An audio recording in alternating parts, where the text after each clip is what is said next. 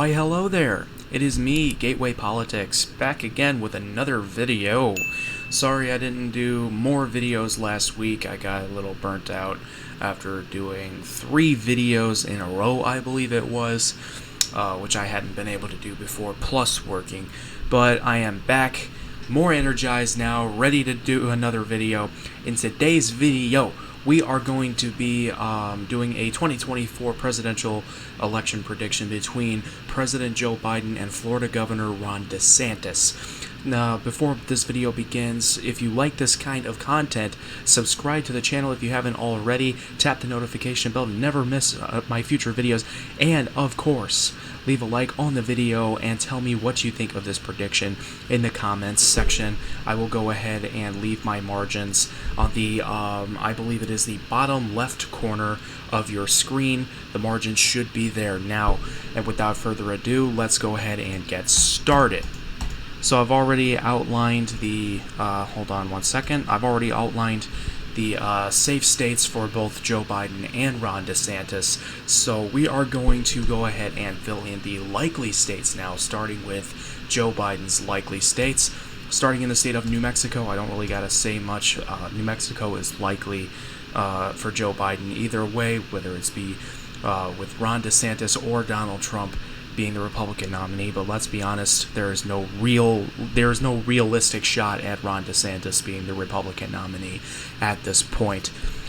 But no matter who is the Republican nominee out of the two, New Mexico will be likely Democratic. I just don't see it swinging heavily in DeSantis' favor, especially given DeSantis' social awkwardness compared to Trump.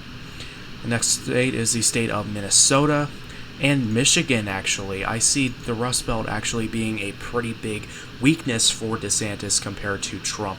I believe Trump has a unique power, or should I say a unique strength in the Rust Belt that not too many Republicans have, especially not Ron DeSantis. Virginia is another state. I could see it getting a little bit, actually I could see it getting a few points closer with DeSantis than I could with Trump.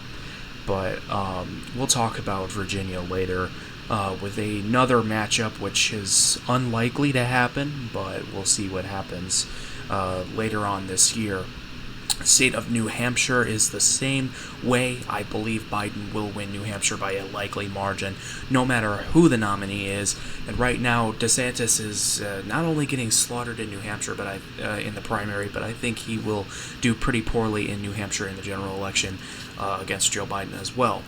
Now, with that said, I believe that is all the safe states for Ron DeSantis that I have to outline at this, for Joe Biden, rather, that I have to outline at this time. So now we're going to outline likely states for Ron DeSantis, which one of which being the state of Alaska. I do think that with Trump or DeSantis, Alaska will shift to Biden either way, just less with DeSantis than with Trump. The state of Texas, I believe DeSantis will be able to at least keep Trump's margin in Texas. I do believe DeSantis will do slightly better than Trump in the Rust Belt. I mean the Sun Belt. I believe Ron DeSantis will do slightly better than Trump in the Sun Belt, which is why I will go ahead and give him Florida likely. Some people may disagree. Some people may think that Ron DeSantis would win Florida by a likely margin. That is something or rather by a lean margin, or rather by a safe margin. I don't know why I keep getting it wrong, but some people seem to think that if the election was Biden versus DeSantis, that Florida would be safe Republican. I tend to disagree because gubernatorial elections in certain states don't always translate to presidential results, i.e. John McCain's case in 2008. And, of course, Romney's case in 2012. I mean, you don't see Romney winning Massachusetts in 2012, now do you? I didn't think so. So, just because Ron DeSantis won by almost 20 points in 2022 doesn't mean that he's automatically the most viable Republican candidate for 2024 against Joe Biden. Next state is the state of South Carolina. I think both of the nominees are both of the candidates, if they are the nominee, they're going to get around the same margin there. Kansas He does maybe a point better than Trump in Kansas, but not much movement there. Missouri, I believe, will actually move into the likely column if DeSantis is the nominee. I believe DeSantis not only has a weakness in the Rust Belt, I believe he has a weakness in other parts of the Midwest as well, which includes my home state of Missouri. There's not really much movement for DeSantis here at all, including the state of Indiana as well. Indiana and Missouri are actually pretty similar, so I believe they will vote similar if Ron DeSantis is indeed somehow the Republican nominee. Say if Trump drops out because of his legal challenges, which is practically impossible, or let's say Trump somehow under strange circumstances dies before the primaries. I'm not alleging anything, but let's say that were to happen, then DeSantis would probably be the nominee. Or he would lose to Vivek Ramaswamy. He's that bad of a candidate. But, I mean, we'll see what happens. And I believe that is all... Nope, Iowa. I'm forgetting about Iowa. But I believe that is all the likely states for Ron DeSantis now. Now we'll start from Nevada and work all the way to Maine's 2nd Congressional District. So with the state of Nevada, I had Trump losing this by just the thinnest of margins. I believe I had him losing it by about as much as Laxalt did in 2022 in the Senate race there in Nevada. But I honestly don't see DeSantis doing much better. He probably does like 0.2% better or something, but I think he still loses the state, if I'm being honest. I think DeSantis will perform around the same as Trump, actually maybe a little bit worse. But we'll see what happens. Arizona, likely lean Biden. Although I think it will be a bit narrower than with Trump, I think DeSantis still loses it, as well as Nebraska's 2nd Congressional District. I think DeSantis loses that by a likely margin as well. A lot of these states aren't much of a difference between Trump and DeSantis, which throws the whole DeSantis is so eluctable argument right out the window, because DeSantis isn't even beating Biden in any election polls anymore in terms of the general election. I know polls ain't shit, but polls can tend to be sometimes our only indicator of how the election is going, especially in a presidential year. But DeSantis is...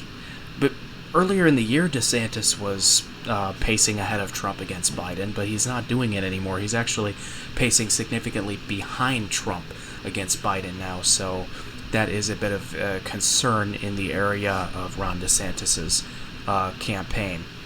Now, the states of Wisconsin and Pennsylvania, I am going to place in the lean column for Joe Biden, because, like I said, I believe Ron DeSantis has a Rust Belt weakness that Donald Trump does not have. Donald Trump, I believe, is the only Republican who can come close to winning some of these Rust Belt states. DeSantis is the last person I could see doing it. Well, maybe not the last. That would probably be like Chris Christie or something. But DeSantis is certainly not one of the Republicans who can unlock the Rust Belt phenomenon that Trump did in 2016. I just don't see any scenario where DeSantis would be able to do that. And as a matter of fact, I believe DeSantis will underperform in Ohio. I think it'll be... I obviously think he'll still win the state, but I think it'll actually be within 5. I'm not even joking. DeSantis is really that bad in the Rust Belt. He is really that toxic to Rust Belt voters. There are a lot of only Trump voters in this region, and they will only vote for Trump or candidates who are like Trump. Ron DeSantis, he is a Paul Ryan disciple. Okay, you have to understand that. He is not like Trump at all. He is a Paul Ryan disciple, and he will have trouble, as a result, winning over these Rust Belt voters who are only Trump or Trump-like candidates. Now, the states of North Carolina and Georgia, I don't think DeSantis will have too much trouble winning over those states, especially the state of Georgia. But I believe in North Carolina, the two, Trump and DeSantis actually run pretty much in line with each other in North Carolina. Now, the last thing is the 2nd Congressional District of Maine, which I believe will go to Ron DeSantis by a tilt margin. I truly believe that he's going to underperform here by quite a bit, because in Maine's 2nd Congressional District, there are also a lot of only Trump voters who will only back Trump or Trump-like candidates in elections. And that is very important to note when talking about Ron DeSantis being the nominee. You have to factor in that you have to win over these only Trump voters. These only Trump voters are your base. That's how you win.